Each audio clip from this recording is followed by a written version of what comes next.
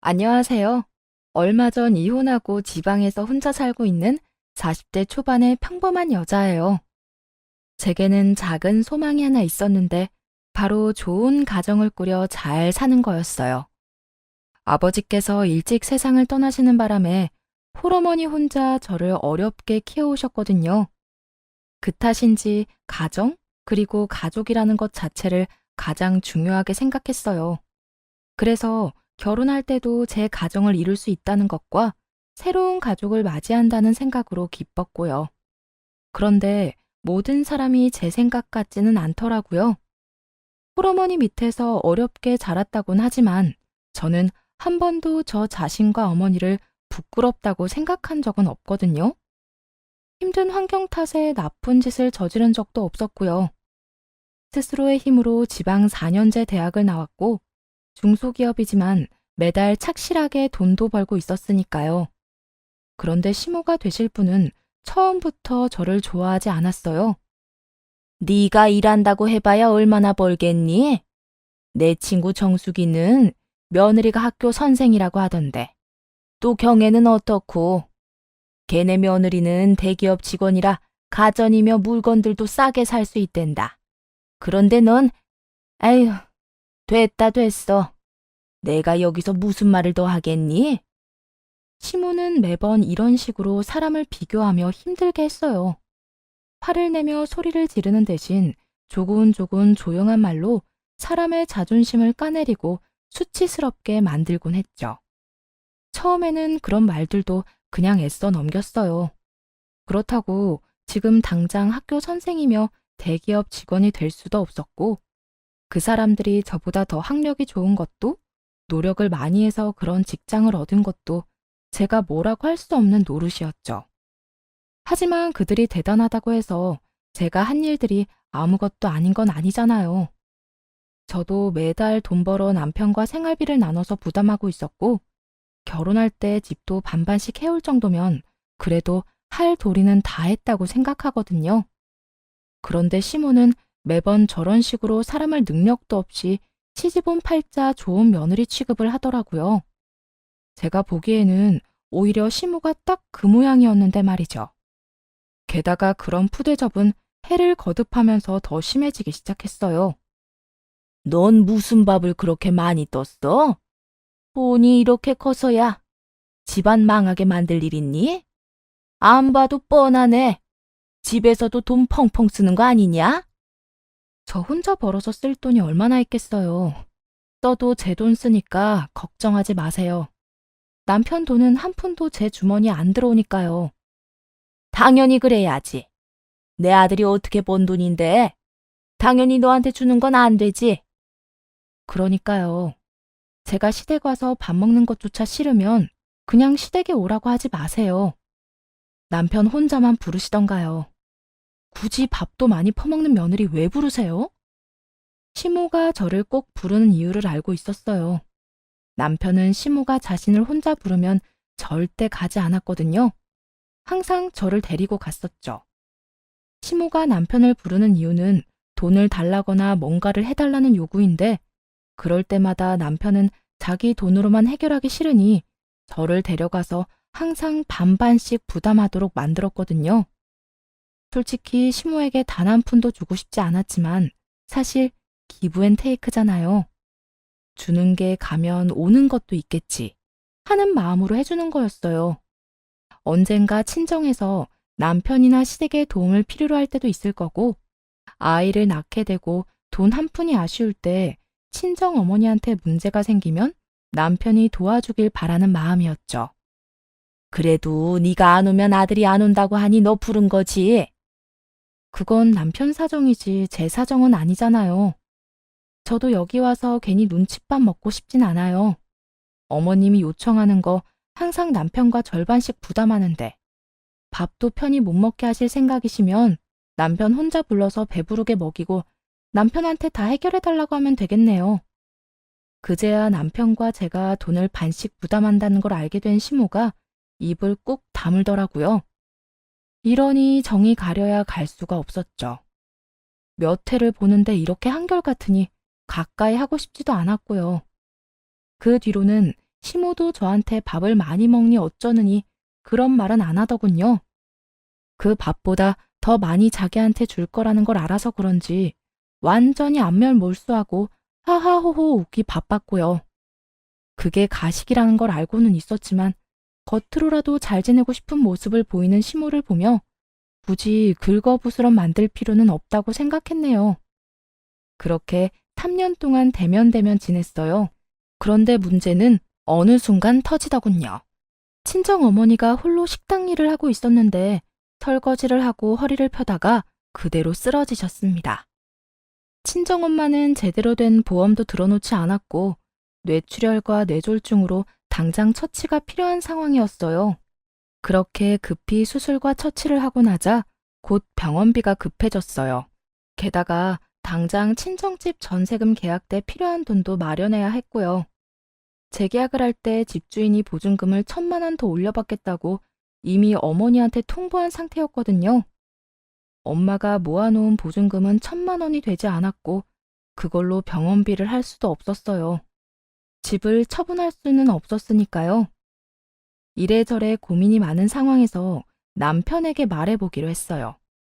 그간 남편과 함께 시댁 요청을 몇 번 들어준 적이 있으니 이번에는 남편에게 요청을 해보려고 한 거였죠.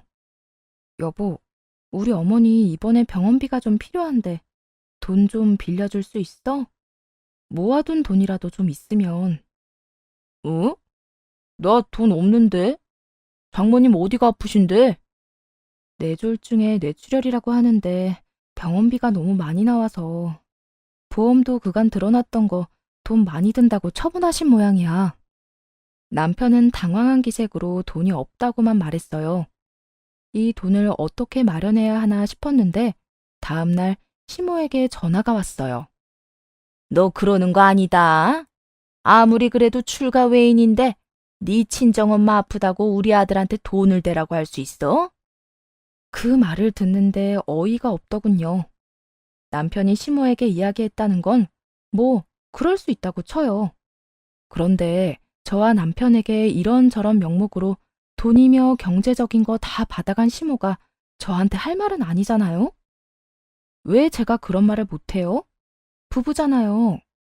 저도 어머님이 원하시는 거 있을 때마다 남편이랑 돈 같이 부담해서 냈는데 왜요? 왜 우리 어머니한테는 그렇게 못해줘요? 네 엄마가 아픈 건 본인이 몸 잘못 굴려서 병 키운 거니까 그렇지.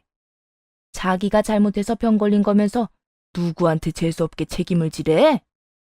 그 이야기를 듣는데 정말 속이 뒤집어지더군요. 어떻게 저런 말을 할 수가 있는 건지 눈앞이 하얘지는 심정이었죠. 누가 책임지라고 했나요? 책임은 제가 져요, 제 부모니까. 경제적인 도움이 필요해서 남편에게 돈 좀 빌려달라고 한 거지, 돈을 내달라고 한 것도 아니잖아요. 다 됐어. 듣기 싫으니까 앞으로 우리 애한테 그딴 짐 지우지 마. 네가 아무리 며느리라도 안 되는 건 안 돼. 네 엄마면 네가 알아서 책임을 지고 돈 마련해라. 그게 당연한 거지. 우리는 우리가 아프다고 너한테 돈 달라고 절대 안 해. 시모는 자기 할 말만 하고 전화를 끊어버리더군요. 너무 열이 받아서 전화를 끊고 그날 바로 직장에 퇴사계를 냈어요. 돈 나올 구석이 없으니 퇴사라도 해서 퇴직금이라도 받을 수밖에요. 그렇게 퇴사계를 내고 인수인계 문제로 2주만 더 해주고 직장을 그만뒀네요. 그날부터 집에서 놀기 시작하니 남편이 묻더군요. 당신 오늘도 연차야? 며칠을 쉬는 건데? 나? 일 그만뒀는데? 뭐? 갑자기 잘하던 일을 왜 그만둬? 돈이 없어서 퇴직금 받아서 엄마 병원비로 사용했어. 놀란 얼굴로 질책하는 남편에게 태연한 표정으로 말해줬어요. 아니, 우리 둘이서 벌어도 지금 힘든 상황인데 당신이 일을 그만두면 어떡하자는 거야? 어떡하긴, 당신이 혼자서 벌어. 이럴 거 예상하고 우리 엄마 아프다는데도 돈 한 푼 안 빌려준 거 아니야? 그건 진짜로 돈이 없어서. 너희 엄마 아빠가 돈 달라고 할 때는 돈이 남아 돌아서 줬어? 근데 그 돈이 왜 우리 엄마 아플 때는 하나도 없을까? 아쉬워하지 마. 내가 네 부모가 원할 때 돈 줬으니까 이번에는 네가 그 값 한다고 생각해. 그럼 되잖아. 뭐가 어려워? 그 말에 남편 놈이 아무 말도 못하더군요.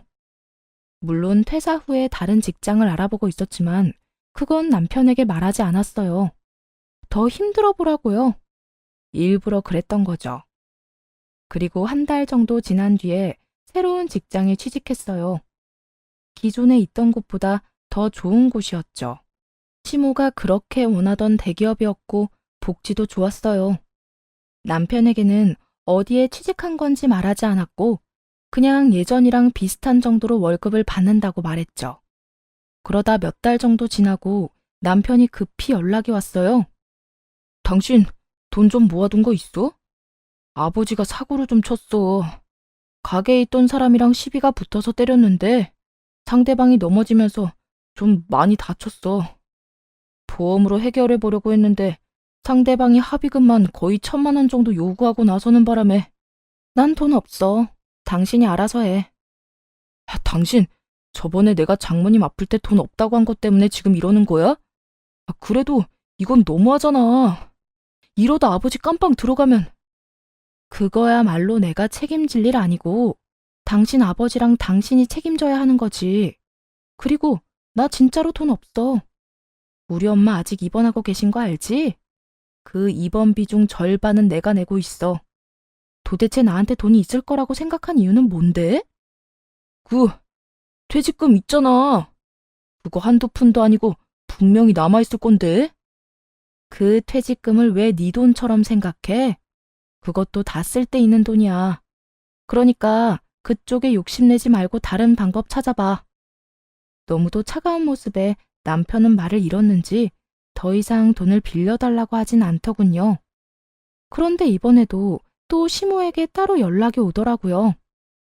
이번에 너희 시아버지가 사고를 좀 쳐서 합의금을 물어줘야 된다. 그 이야기는 아들한테 들었지? 네, 들었어요. 그런데 전 돈이 없어서 못 해드려요. 네가 왜 돈이 없어? 너 퇴직금 남은 거 있다고 아들이 그러던데. 둘이 그런 이야기까지 하는 줄은 전혀 모르고 있었죠. 그렇지만 이제와 알았다 한들 뭐 달라지는 게 있겠어요? 절대로 도와주지 않을 생각이었거든요. 어머님, 아버님이 본인이 주먹 잘못 써서 생긴 문제를 왜 생판 남의 딸인 제가 책임져야 해요? 그런 건 원래 집안의 가족들이 책임지는 거잖아요. 그러니 아드님한테 부탁하세요. 정말 도와주고 싶으면 저처럼 퇴사라도 해서 퇴직금으로 마련해주기라도 하겠죠. 냉정하기 짝이 없는 목소리에 시모가 말문이 막힌 듯 아무 말도 못하더군요. 전 제 직장 그만두고 어머니 살렸잖아요. 아드님이 정말 아버지 위한다면 그런 방법이라도 쓰겠죠. 그러니 남한테 기대하지 말고 가족한테 기대하세요. 어차피 저를 가족이라고 생각지도 않으시잖아요. 안 그래요?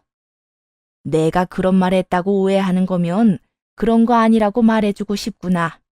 나는 그냥 결혼한 아내가 남편 돈 함부로 쓴다는 게 얼마나 잘못된 일인지 알려주고 싶었을 뿐이야. 그런 말 듣게 만든 건 미안하지만 그때랑은 상황이 다르고 전혀 다르지 않은데요? 그때는 제 어머니 목숨값, 지금은 시아버지 깽판치고 물어줘야 할 합의금. 그리고 남편이 먼저 장모 목숨값을 못 주겠다 했으니 저도 시아버지 깽값은 못 주겠네요. 남편한테도 그렇게 말해둘 테니 아들한테 말씀해 보세요. 그렇게 말하고 바로 전화를 끊었어요. 결국 그 다음날 남편은 대출을 받아 시부의 합의금을 마련해주게 됐죠. 그날의 일로 남편 시모와는 사이가 굉장히 나빠지게 됐어요. 그래도 상관없었네요. 친정엄마 아플 때 아무런 도움도 안 된 쓰레기 같은 인간들하고 가까워져서 뭐 하려고요. 그때 일은 앙금처럼 남아있지만 그래도 최악의 상황은 아니었으니 저도 남편도 결혼 생활을 유지는 하고 있었던 거였죠. 남편과의 관계가 악화일로를 거듭하던 그 즈음에 친정어머니는 입원 중 다시 위독해졌어요.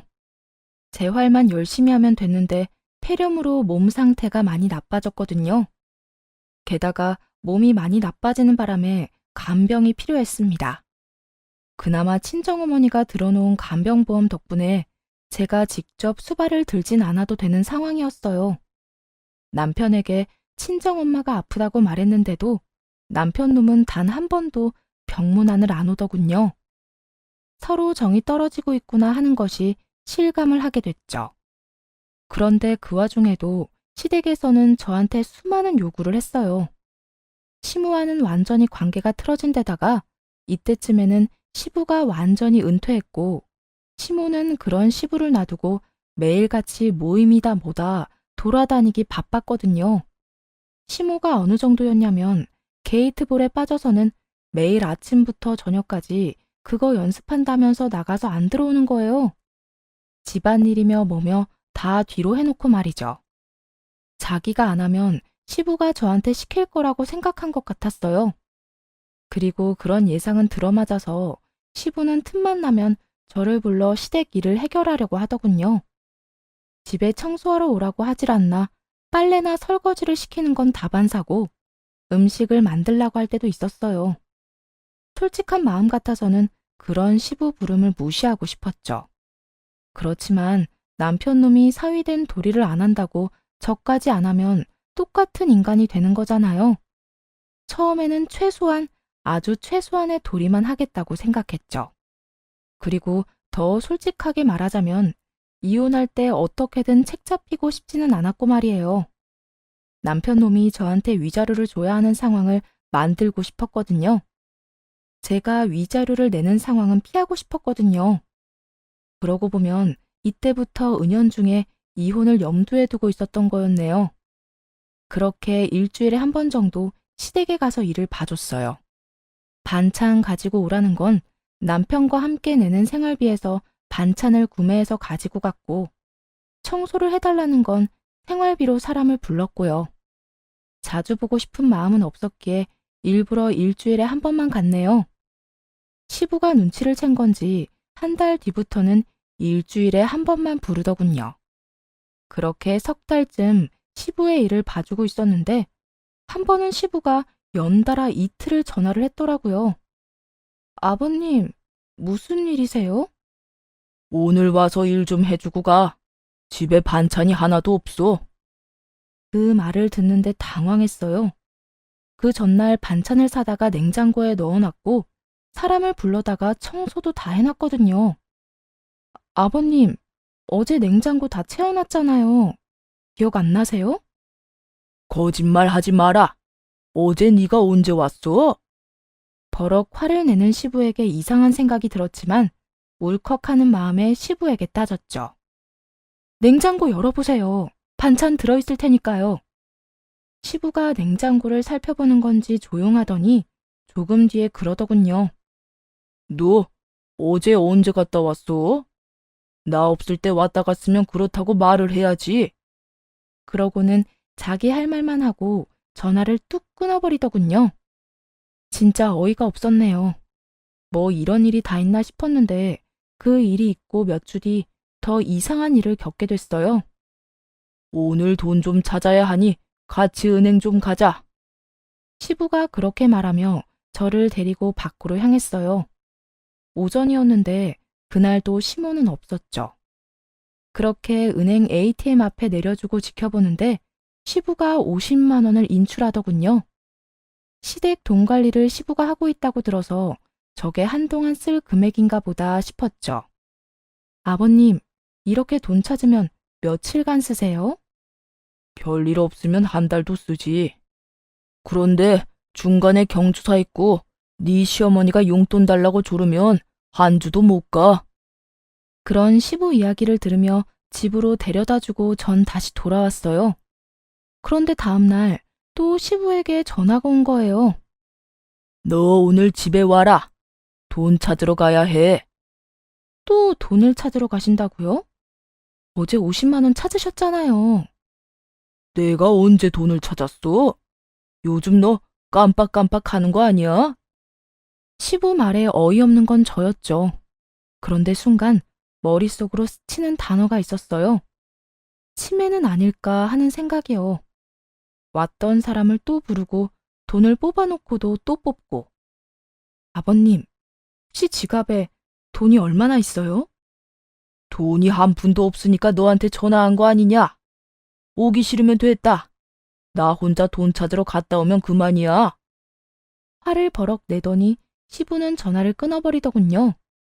치매 증상 같아 남편에게 이야기를 할까 고민 중이었어요. 하지만 부부 사이가 그리 좋지 않았기에 언제 이야기할까 타이밍만 재고 있었죠. 그런데 정말 어이없는 일이 벌어졌습니다. 잠시 할 말이 있는데 괜찮죠? 머리끝부터 발끝까지 아주 세련되게 차려입은 젊은 여자가 저를 찾아와서는 말을 걸더군요. 그러면서 남편 이름을 댔고요. 누구세요? 솔직히 말하면 보험회사 직원인 줄 알았어요. 제가 당신 남편이랑 만나는 사람이에요. 그리고 남편 어머님도 저를 며느리감으로 맞이하고 싶어 하고요. 순간 눈앞이 띵하더군요. 아무 말도 못하고 쳐다만 보니 그 상간녀가 그러더군요. 당신 남편이 저랑 만날 때마다 당신 욕을 얼마나 하는지 아세요? 그걸 알면 이렇게 결혼 생활 못해요. 서로 얻을 것도 없고 아이도 없는데 그냥 깔끔하게 이혼하는 건 어때요? 이 이야기를 왜 남편의 입도 아닌 상간녀의 입으로 듣고 있는 건지 상황 파악이 제대로 안 됐어요. 이 여자는 무슨 정신 나간 생각으로 이렇게 오만방자하게 구는지도 모르겠더라고요. 그래서 지금 나한테 이혼하라고 여기 와서 이러는 거야? 네. 서로 안 맞는데 뭐 하러 결혼 생활 유지해요? 그 사람한테 사랑하는 사람이 있으면 당신이 이쯤에서 포기해야죠. 당신 여기 와서 이러는 거 남편도 알고 있는 거야? 말은 안 했지만 그 사람도 이혼 원했으니까 제가 이렇게 먼저 이야기했다 해도 뭐라고 하진 않을 거예요. 어머님까지 만나서 이야기 다 된 건데요, 뭐. 어머님도 당신 이야기라면 아주 치를 떨던데. 남보다 못한 시댁인데 그냥 인연 끊고 서로 편하게 지내면 되잖아요.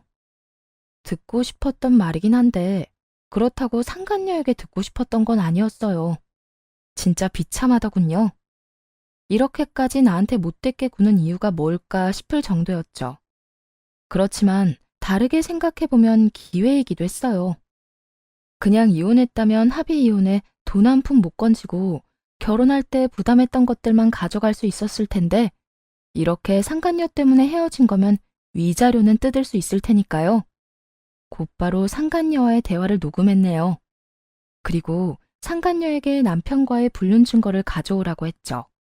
그랬더니 두 사람 사이 대화 내용이며 동영상이며 싹 다 주더군요. 상간녀가 뭔가 착각하고 있는 것 같더라고요. 남편이 엄청 부자인 줄 알고 있었어요. 그래서 그런지 위자료도 남편이 다 내줄 것처럼 생각하고 있더라고요. 그렇게 생각 없는 상간녀에게서 남편의 불륜 증거를 고스란히 다 받아낸 후에 남편에게 이혼을 요구했어요. 상간녀가 다녀간 뒤에도 남편이 이혼 이야기를 안 꺼냈거든요. 제가 이혼 이야기를 꺼내자 남편 놈은 당신이 이혼하자고 한 거니까 저보고 위자료를 내야 한다며 걸고 넘어지더라고요. 저를 유책 배우자로 만들어서 위자료를 뜯어내려는 심산이었더라고요. 그래서 코웃음을 치며 남편 놈에게 말했죠. 당신 상간녀가 나한테 왔다 갔거든? 이혼해달라고 하던데.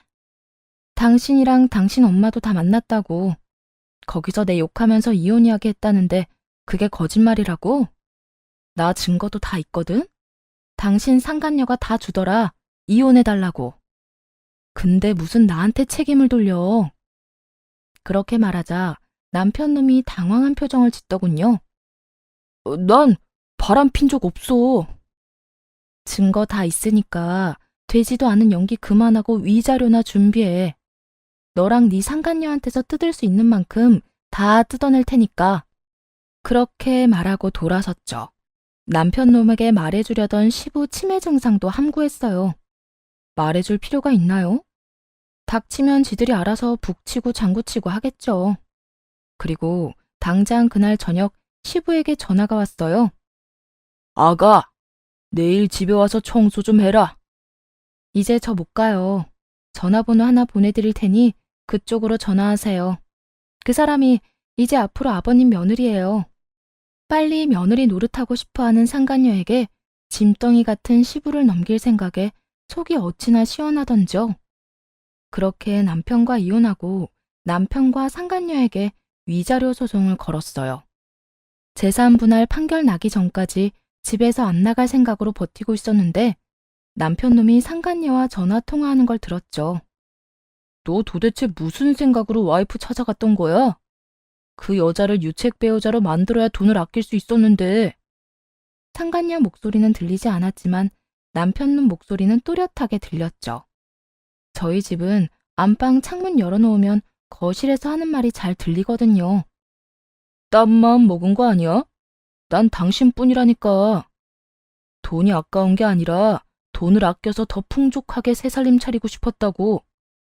말이 안 통하는 상간녀와 옥신각신하는 남편놈을 보니 실소가 터져나오더군요. 언제까지 당신뿐이라는 말을 할 수 있을지 두고 볼 생각이었어요.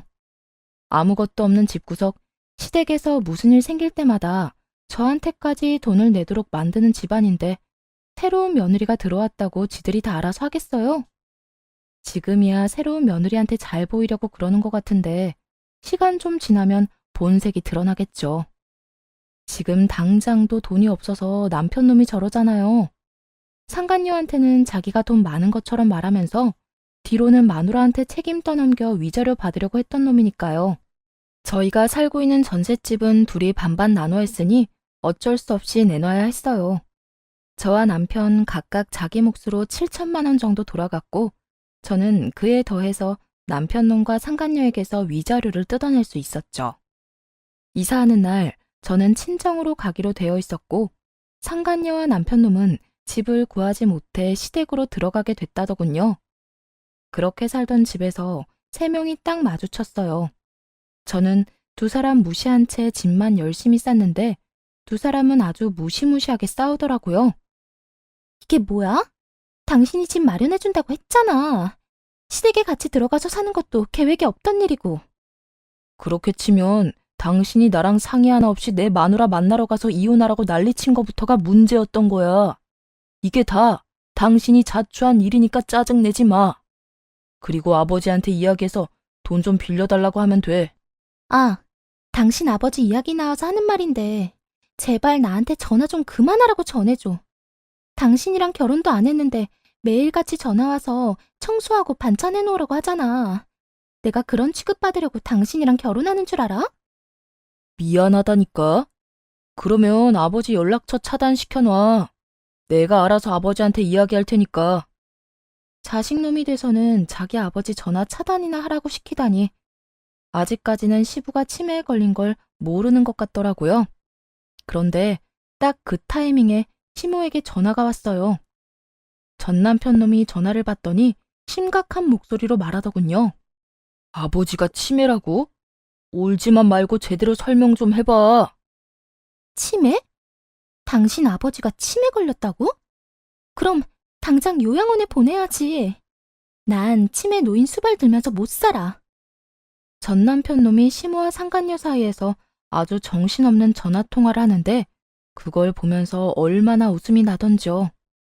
나를 불행하게 한 인간들의 불행이라 그런지 기분이 좋더군요. 그렇게 즐거운 마음으로 이사를 나왔네요. 그리고 나중에야 전 남편과 상간녀의 상황을 알게 됐죠. 그것도 그 입 가볍고 행동거지 가벼운 상간녀 때문에요. 그 여자가 찾아왔거든요. 당신, 나한테 받아간 위자료 내놔? 너 다 알고 나한테 저 인간 떠넘긴 거잖아. 무슨 소리 하는 거야 지금. 바람은 당신이랑 내 남편이 폈는데 내가 뭘 떠넘겨? 네가 이혼하라며. 남편이며 시모며 다 자기 편이라고 그러면서 증거까지 홀라당 다 줄 땐 언제고 이제 와서 딴소리야? 너야말로 나한테 사기치고 쓸모도 없는 네 남편 나한테 떠넘겼잖아. 너 다 알고 있었지? 그 남자고 그 집안이고 돈 한 푼 없는 거. 알았으면 뭐. 내가 그걸 왜 너 같은 상간녀한테 말해줘야 해? 그리고 순서 착각하지 마. 네가 먼저 내 남편이랑 이혼해달라고 나한테 와서 깽판 부린 거잖아. 그런 주제에 뭐? 네가 그 남자 데려간 건 다 네가 원해서야. 그렇게 이야기하자 상간녀가 아주 부들부들 떨더군요. 그리고 이혼한 지 벌써 반년이 다 지나가는데 이제 와서 위자료를 내놓으라고? 어차피 그 위자료도 네 돈으로 준 거 아니잖아. 내가 피해자야. 이런 정신 나간 인간들만 있는 곳인 거 미리 알았으면 내가 그 인간이랑 결혼을 했겠냐고. 분에 차서 소리 지르는 상간녀 이야기를 들으니 가관도 아니더군요. 전 남편 놈은 저한테 위자료를 받아서 집을 마련하려고 했는데 상간녀 때문에 그 일이 틀어지자 결국 시댁으로 들어간 모양이더라고요. 그런데 시부가 치매에 걸린 걸 다들 알게 됐고 그 와중에 전 남편 놈이 시부가 모아둔 돈을 치매로 모조리 탕진했다는 걸 알게 된 거죠. 시부가 매일 돈을 뽑아서 물건을 샀는데 그걸 집으로 가져오지도 못하고 중간에 다 잃어버리거나 다른 사람에게 줘버리는 바람에 집에는 물건도 없고 시부 통장에 돈은 한 푼도 없이 텅 비어버린 거죠. 그러면 요양원이라도 보내야 할 텐데 요양원에 보내자니 돈이 너무 많이 든다고 생각했나 봐요. 시무한테 집 얻어줄 테니 나가서 시부 모시고 살라고 했던 모양이에요. 시댁집은 자기들이 쓰겠다고 말이죠. 그것 때문에 시무와 전 남편이 언성 높여 싸우고 결국 아들에게 이기지 못한 시무가 시부와 함께 떨어져 나왔는데 아들놈이 얻어준 집이 단칸방 월세였던 거였어요. 그때부터 시무는 치매 걸린 시부 데리고 다니며 고생하다가 결국 다른 친척들을 찾아가 아들놈 폐악질을 하소연하면서 돈 좀 빌려달라며 구걸 아닌 구걸을 하며 지냈다고 하더라고요.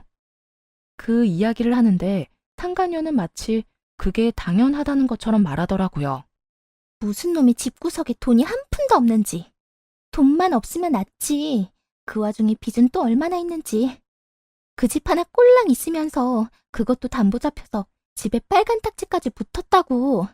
내가 속에서 천불이 나겠어 안 나겠어? 그 이야기는 저도 들어본 적 없는 이야기였어요. 시댁집에 담보가 있었다는 것도 처음 들었고요.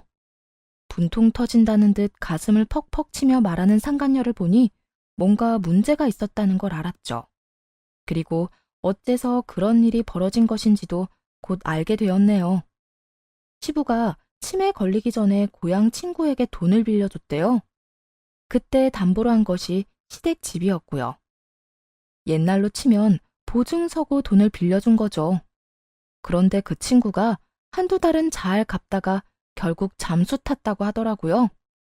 나중에 시부 고향 친구들이 찾아와서 너는 괜찮냐고 물었다는데 그게 다 다른 피해자들이었고요.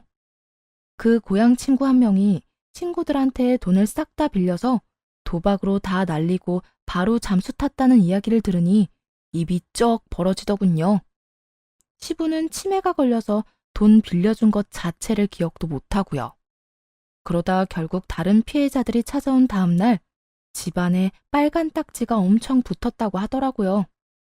어떻게든 집은 살려보려고 했는지 전 남편 놈은 그 돈을 갚으려고 저와 이혼하면서 받은 집 전세금 7천만 원으로 막으려고 했었나 봐요. 그런데 상간녀에게 맡겨놓은 돈이 그녀의 사치로 완전히 다 날아갔고 그것 때문에 전 남편과 상간녀는 또 피 터지게 싸웠다고 들었네요. 쪼잔하고 더러운 놈. 나 좋다고 꼬실 때는 뭐든 해달라는 건 다 해주더니 결혼하고 돈 없으니 사람을 아주 돈줄로 보고 말이야. 지가 결혼하자고 했지 내가 결혼하자고 했나? 자기 집 일이면 자기가 해결해야 할 거 아니야.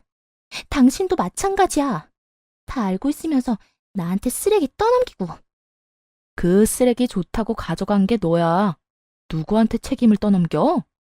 이제 나하고는 완전 남남인데 네 남편이잖아.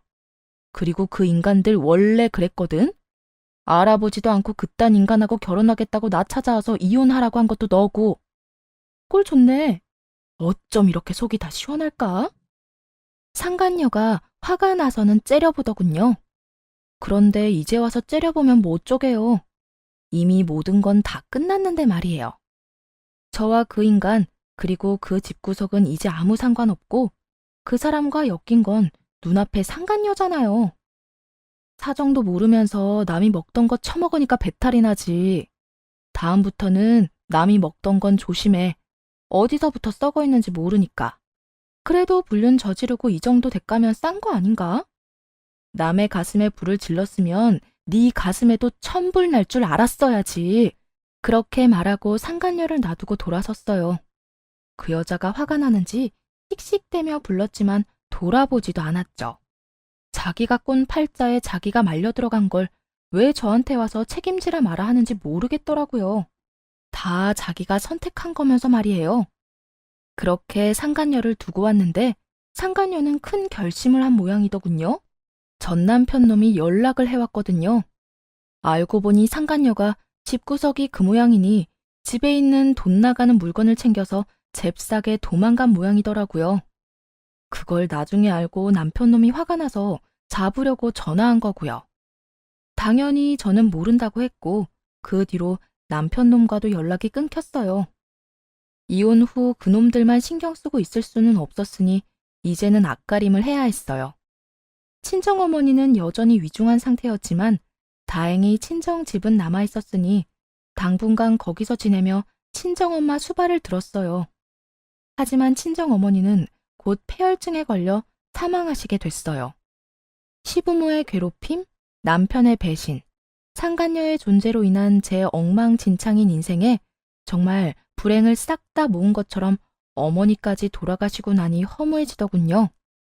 앞으로 어떻게 하나 친정어머니의 유품을 하나하나 정리하며 집을 치우던 그때 친정어머니가 제 앞으로 남긴 서류들을 보게 됐어요. 병원 입원 전에 모아놓은 것들이었는데 거기 짧은 편지도 있었어요. 여태 해준 게 없어 미안하다며 남긴 것들은 어머니 앞으로 들어놓은 생명보험과 집 등기, 그리고 어머니가 평생 살며 모아놓은 돈이 든 적금 통장이었어요. 그걸 보며 어찌나 울었는지 몰라요. 하나뿐인 딸 힘들게 살까봐 알뜰살뜰 모아둔 걸 보니 진짜 너무 마음이 아프더라고요. 그렇게 어머니 편지를 보고 다시 기운을 차리게 됐어요. 어머니 보험금의 적금, 그리고 전 남편에게 받은 재산 분할금과 위자료, 거기에 대출을 조금 더 받아서 지방에 다가구 주택을 하나 구매했습니다. 비싸고 엄청 좋은 물건은 아니었지만 월세로 나오는 돈만으로도 노후 걱정은 하지 않아도 될 정도로 괜찮았죠. 그런데 몇 달 뒤에 뜻밖의 사람들과 제 명의의 다가구 주택 앞에서 마주쳤어요. 건물 주인이 여기 계시네요. 이번에 방 보러 오신 분들이에요. 요 몇 달간 오며 가며 얼굴을 익힌 공인중개사가 소개한 사람들은 바로 전 남편과 전 시부모였거든요. 아, 이분들이 저희 원룸에 계약하려고 오셨다고요? 예, 세 분이 사실 거라고 하시고 노인 두 분에 아드님 한 분이요. 전 남편과 전 시부모도 제 얼굴을 보더니 깜짝 놀라더군요. 제가 갑자기 다가구 주택 주인이 돼서 나타났으니 얼마나 놀랐겠어요. 당신이 여기 주인이었어? 무슨 돈이 있어서 다가구 주택을 샀어? 공인중개사에게 잠깐 양해를 부탁하고 세 사람과 함께 따로 이야기했어요. 그거야 당신 알 바는 아니지. 내가 무슨 돈으로 이 집을 샀든 그게 무슨 상관인데?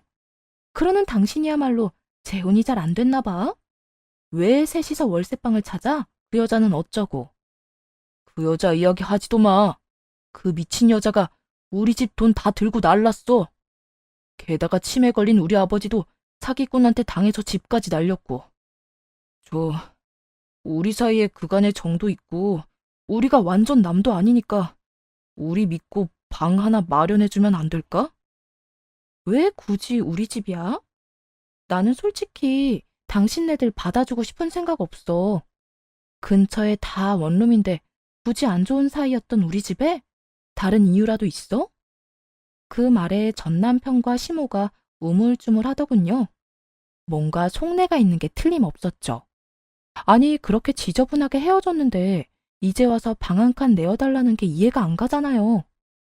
그래서 물었더니 시모가 급히 그러더군요. 다른 이유가 뭐 있겠니? 그냥 늙은이들이 사는 게 못마땅한가 보지.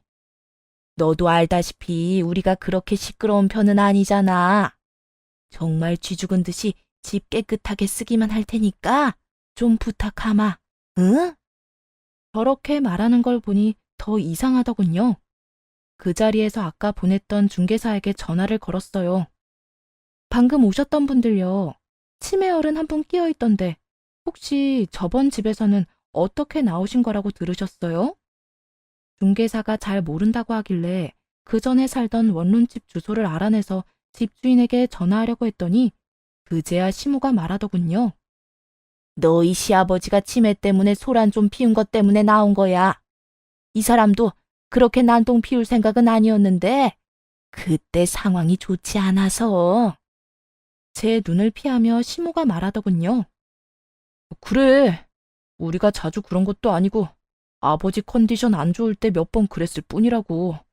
그런데 재계약이 안 돼서. 그래, 아가. 우리 예정을 생각해서라도 좀 받아줘라, 응? 너희 시아버지가 너하고는 친했지 않니? 이혼하기 전에도 네 시아버지가 부르면 집에 가서 청소도 하고 반찬도 해주고 올 정도로 잘해줬잖아. 제가 그렇게 한 건 그게 며느리 할 도리라고 생각해서 그랬던 거고, 그마저도 청소랑 반찬은 전 남편과 함께 내던 생활비에서 충당했었어요. 제대로 된 시어머니가 시아버지를 잘 챙겼으면 제가 그런 고생할 필요도 없었을 거고요. 저한테 떠맡기고 새로 며느리 될 사람과 하하호호 즐겁게 잘 지냈으면서 갑자기 무슨 헛소리를 하는 건지 모르겠네요. 그 말에 시모가 흠칫하더군요. 하긴 시부 내팽개치고 열심히 바깥으로 나돌아다니더니 결국은 시부가 치매가 걸려서는 다른 사람들한테 집을 담보로 돈을 빌려줬는지 아무것도 모르고 있었잖아요. 그래도 우리가 당신이랑 지낸 세월이 있잖아. 한 번만 우리 여기서 받아주면 안 돼? 진짜 우리 갈 곳도 없어서. 전 남편은 그저 애원하는 표정으로 말하더라고요. 그러기엔 제가 당한 게 좀 많았어야죠. 게다가 바람이나 피운 쓰레기 놈이었던 주제에 말이에요. 자기는 이야기 안 하는 게 더 낫겠다는 생각은 들지도 않나 보더라고요. 미쳤어? 절대 받아주지 못할 것 같아. 그러지 말고 대출 껴서 전셋집이나 이런 다가구 주택 말고 온전한 집을 찾아보는 건 어때? 소란 피운 정도로 쫓겨난 거 보면 생각보다 심했던 것 같은데. 어쨌든 난 계약 못 해주니까 그렇게 하라. 그렇게 나가려 하니 시모가 저를 붙들더군요. 너 어떻게 이렇게 딱 잘라 말할 수 있니? 아무리 그래도 우리가 너하고 한솥밥 먹으며 잘 지내왔었는데 우리 처지가 이렇게 됐다고 너까지 우리 무시하는 거야? 저는 잘 지낸 적 없고 괴롭힘 받은 적밖에 없어요, 아줌마. 그리고 사람을 며느리 취급도 안 한 건 당신네들이 먼저고. 나는 받은 대로 돌려준 것뿐이니까 야속하게 생각하지 마세요. 아니, 이 집이 어떤 돈으로 산 집인데 우리 엄마 보험금으로 샀거든요. 그런데 우리 엄마 아플 때 와본 사람 있기나 해요. 그 말에 남편 놈도 시모도 순간 제 눈을 피하더군요. 입이 10개라도 할 말이 없는 인간들이 뭐가 잘났다고 저한테 이딴 요구를 하는 건지. 우리 엄마 힘들 때 도와달라고 할 때는 도움도 안 주고 자기가 몸 함부로 굴려서 아픈 거냐는 어이없는 소리나 하고 말이지. 그런 인간들한테 내가 미쳤다고 이 집을 계약해줘? 특히나 당신은 나한테 집 계약해달라고 요구하면 안 되지. 아픈 장모 놔두고 불륜 저지른 당신 같은 쓰레기는. 그 말에 전 남편이 되려 언성을 높이더군요. 그거랑 이건 다른 문제지. 그리고 그 여자가 작당하고 나한테 돈 뜯으려고 꽃뱀짓한 건데 내가 그걸 어떻게 알고 막아? 그렇게 치면 이 일이 벌어진 건 다 그 여자 때문이잖아. 이 자리에 없다고 아주 막 나가더라고요. 제 눈에는 그 여자한테 넘어간 남편 놈이 더 쓰레기였거든요. 상간녀가 아무리 유혹했다 하더라도 안 넘어가면 그만 아닌가요? 좋다고 홀라당 넘어가서 간이며 쓸개며 다 퍼다주고 결국 쪽박만 찬 인간이 뭐가 잘났다고 저런 말을 하는 건지. 착각하지 마. 그 여자랑 바람났다고 내가 너 같은 쓰레기한테 월세 계약 못 해주겠다고 한 거 아니거든? 우리 엄마 아플 때 도와달라는 거 돈 없다는 이유로 거절한 네 놈한테 정 떨어져서 안 해주는 거야. 우리 엄마 목숨값으로 마련한 집에 너 같은 인간을 들여보낼 리 없잖아. 결국 제 말에 전 남편 놈도 시모도 더 이상 가망 없다고 생각했는지 계약해달라며 우기지는 않더군요. 근처 원룸촌에 시부가 치매 때문에 소란 피우는 것 때문에 소문이 나서 그런지 계약은 안 된 모양이고 결국 더 먼 외곽까지 가서야 겨우 계약을 했다는 이야기를 들었어요. 뻔뻔하기 짝이 없는 인간들 면상 보느라 토할 뻔했는데 안 보니 속이 다 후련하더라고요. 저희 친정어머니 살아있었을 때 잘했으면 저런 꼴은 안 받겠죠. 그렇지만 저한테는 정말 천운이라고 생각해요. 만약 이혼 안 하고 살았더라면 시부 치매 수발에 시부가 친사고 뒤치다거리나 할 뻔했으니까요. 그렇게 생각하니 소름 돋는 거 있죠? 사람 일이라는 게 참 웃기죠? 그때는 정말 불행한 일들이 나한테만 찾아오는 것처럼 잠시도 쉴 수 없게 저를 괴롭히더니 그 시간이 다 지나고 나니 편해졌잖아요. 이런 걸 보면 불행도 행운도 한 가지만 계속되지는 않는 것 같더라고요. 게다가 남편 놈은 지 혼자 잘 살겠다고 뒤에서 난리치더니 결국은 재혼한 상간녀는 돈 들고 도망가고 옆에 치매 걸린 시부와 도움 하나 안 되는 시모 모시고 살게 됐고 말이에요. 시모도 마찬가지예요. 자기 가족 위해서 애쓴 며느리한테 그리 매정하게 굴면서 다른 며느리로 갈아타려고 하다가 결국 남은 건 빚에 치매 걸린 남편뿐이잖아요. 둘 다 자기 무덤 열심히 판 거죠. 제가 저런 인간들과 더 이상 엮여있지 않다는 것에 감사하며 글 마칠게요. 읽어주셔서 너무 감사합니다.